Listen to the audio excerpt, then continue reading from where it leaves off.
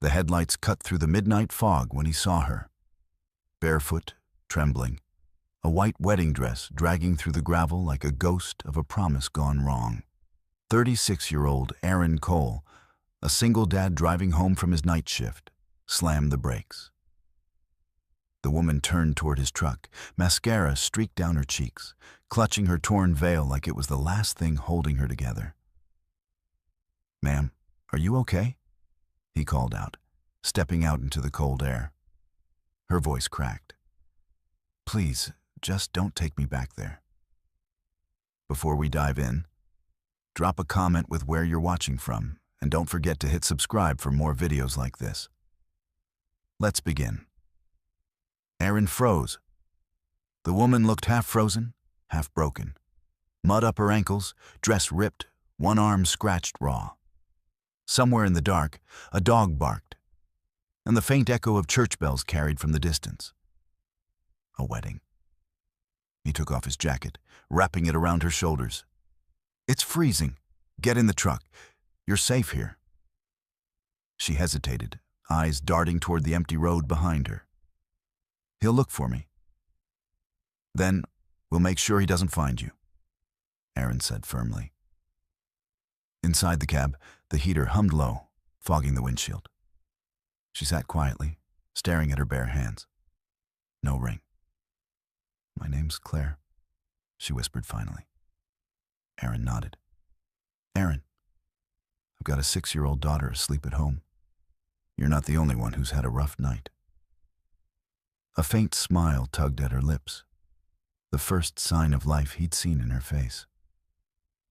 "You always pick up strangers in wedding dresses?" "Only the ones walking barefoot at midnight," he replied. "Kinda hard to ignore." For a few miles, silence filled the space between them. Then she spoke again, softer. "I walked out before they said the vows. I couldn't do it. The man I was about to marry. He didn't love me. He loved my father's money." Aaron didn't look at her, but he could hear the weight in her words, the kind that came from years of pretending. "So you ran?" She nodded. "He said if I embarrassed him, I'd regret it. Guess I'm still waiting to find out how." He turned into a quiet neighborhood lined with maple trees, pulling up in front of a small 2-bedroom home with an old swing set in the yard. "Come on," he said gently. "You need warmth more than fear right now." Claire hesitated at the door. "I can't take your kindness for granted." Aaron met her eyes. "I'm not doing it for thanks. Sometimes, kindness is the only thing that keeps people like us standing." The house smelled like coffee and cinnamon from that morning's breakfast. On the mantel sat photos, a smiling little girl, a woman holding her hand, both framed in sunlight. Claire's gaze softened. "She's beautiful," she whispered. Aaron smiled faintly. "That's Lily, and the woman beside her was my wife. She passed a few years back." Claire lowered her eyes. "I'm sorry." "Don't be. Life breaks us in different ways. What matters is whether we still choose to care." For the first time since her world had collapsed, Claire felt her heartbeat slow. She watched him pour her a mug of coffee, his hand steady, his presence calm. It was strange. How someone she'd met an hour ago could feel safer than the man she'd nearly vowed her life to. When he placed the mug in front of her, their fingers brushed, barely. And something in her chest cracked open. Not love, not yet. But hope, faint and fragile. Outside, the wind carried the sound of distant thunder. Inside, 2 strangers sat across from each other, both scarred, both lost, unaware that this night would change everything they thought they knew about trust, kindness, and the power of second chances. The first rays of dawn crept through the blinds, brushing the kitchen walls with pale gold. Claire woke to the smell of coffee and something sweet. Pancakes, maybe. Her wedding dress hung over a chair by the heater, still damp at the edges, a symbol of everything she'd left behind. For a moment, she just stared at it, heart pounding with the same confusion she'd carried all night.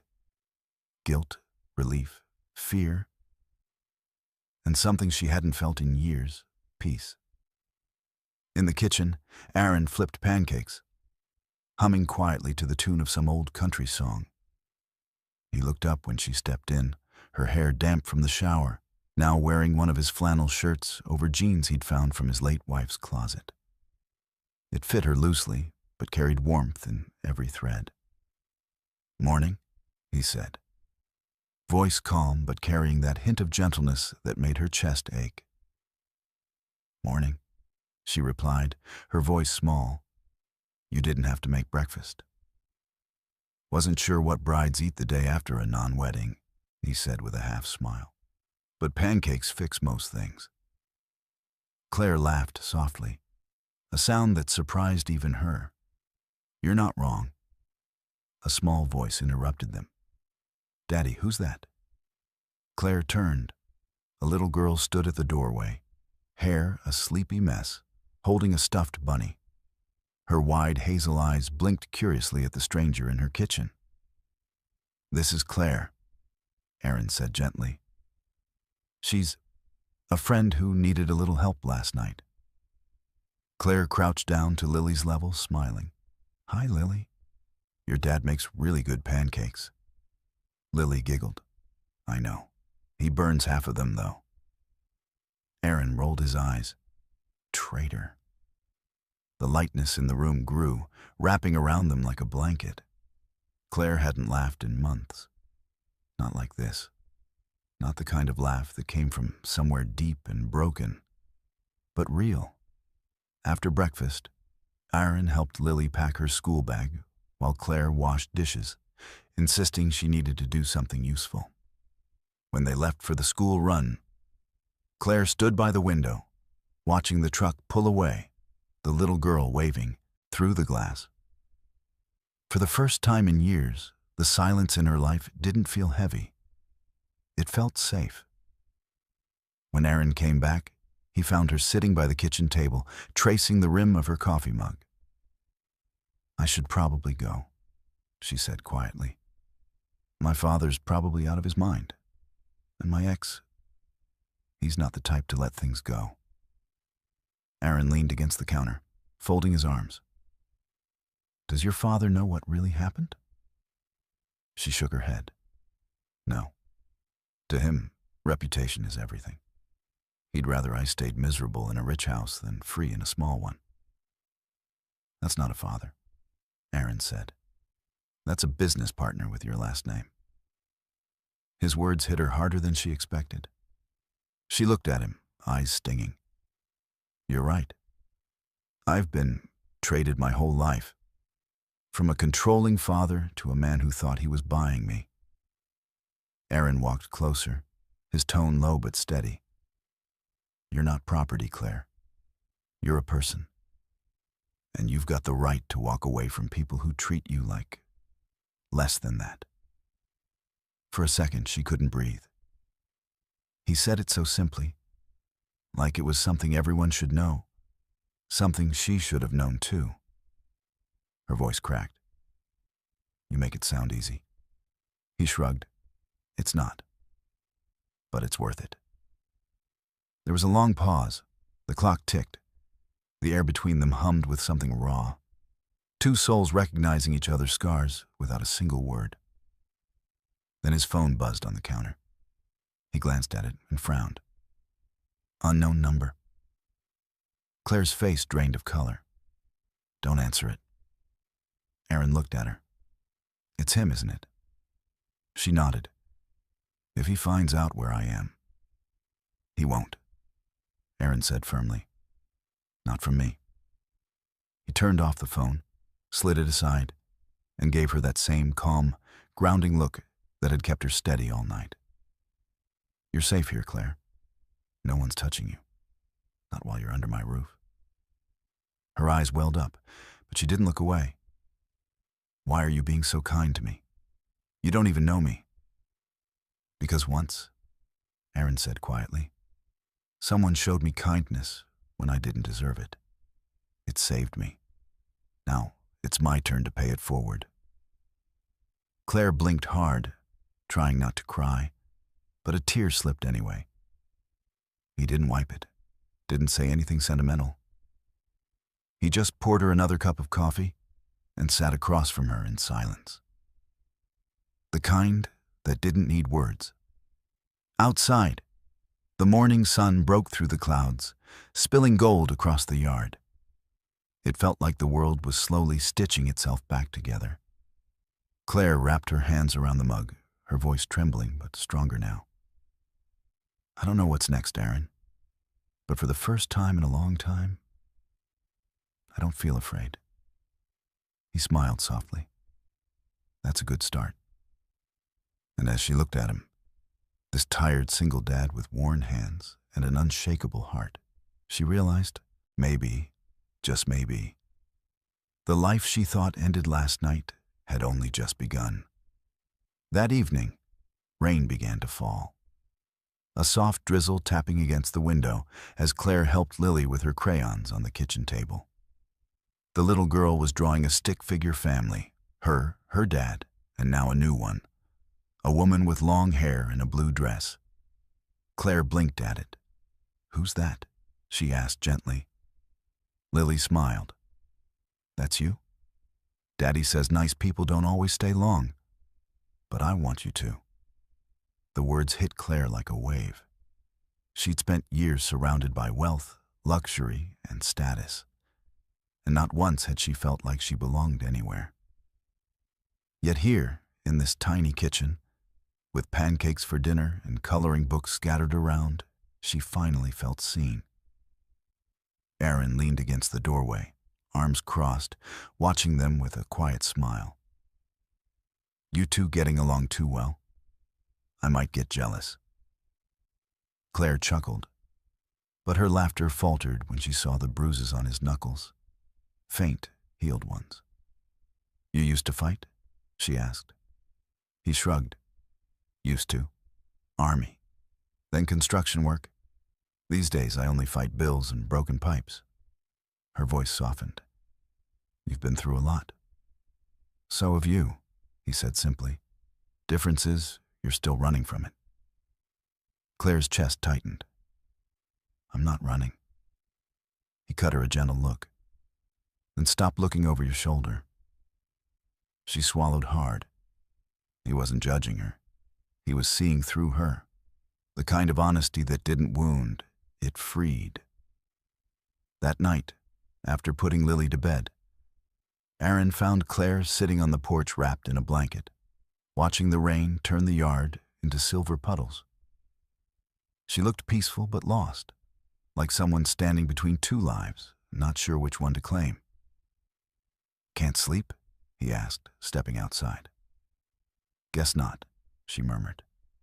Every time I close my eyes, I see his face. My ex. The anger when I walked out. He'll come after me, Aaron. I know him. Aaron took a seat beside her. Then we face him. She turned sharply. You don't even know what kind of man he is. He met her gaze. Doesn't matter. I know what kind of man I am. Silence. Just the rain and the sound of her heart beating too fast. Then, headlights. A car slowing down near the house.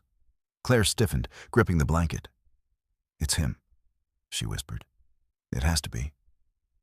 Aaron rose instantly, calm but alert. He stepped off the porch, walking straight into the rain. The car stopped at the curb, engine idling. The driver's door opened, revealing an older man in a suit, drenched but determined. Claire, the man shouted, get in the car, now. Her father, not her ex. But the tone, cold, commanding, felt no different. Aaron stood between them, steady as a wall. She's not going anywhere until she decides it herself. The man glared. And who are you? Someone who believes she's had enough. Orders for a lifetime. Claire stepped forward, shaking. Dad, please, just listen. I won't have my daughter's name dragged through the mud, he barked. Do you understand what this looks like, walking out on your wedding? It looks like freedom, she said, voice trembling but firm. For once, I made a choice for me. He froze, as if hearing her voice for the first time. Rain streaked down his face, washing away the anger, or maybe the shock. Aaron didn't move, but his presence was enough. A silent shield, her father's jaw clenched. You think this man can protect you from everything? Aaron finally spoke. No, sir. But I'll stand beside her while she learns to protect herself. The words landed heavier than any threat could, and for the first time in her life, Claire saw her father falter. Not because of defiance, but because he'd met someone who didn't speak with wealth or power, but truth. He looked at his daughter, rain dripping from his tie. If this is what you really want. It is, she said. And if you ever cared about me, then let me live it. A long moment passed before he stepped back, his eyes softening with something like surrender. Without another word, he turned, got into his car, and drove off into the storm. Claire stood frozen, chest heaving. Aaron walked up slowly, resting a hand on her shoulder, not possessive, not saving her. Just there. You did that? He said quietly. Not me. You stood your ground. She let out a shaky breath, tears mixing with rain. I couldn't have done it alone. He smiled faintly. Maybe not. But you won't have to anymore. When they went inside, Lily was half awake on the couch, eyes blinking. Is everything okay? Aaron tucked her in. Yes, sweetheart. Everything's going to be just fine. As the house settled into silence, Claire looked around. The little kitchen, the worn couch, the photo of a family that had lost something but never lost hope. And she realized this place, this man, this child. They weren't her rescue. They were her reminder that kindness could rebuild what cruelty had broken. And as she stood by the window watching the rain fade into dawn, one thought filled her heart. She hadn't just escaped a wedding that night. She'd walked straight into the life she was meant to find.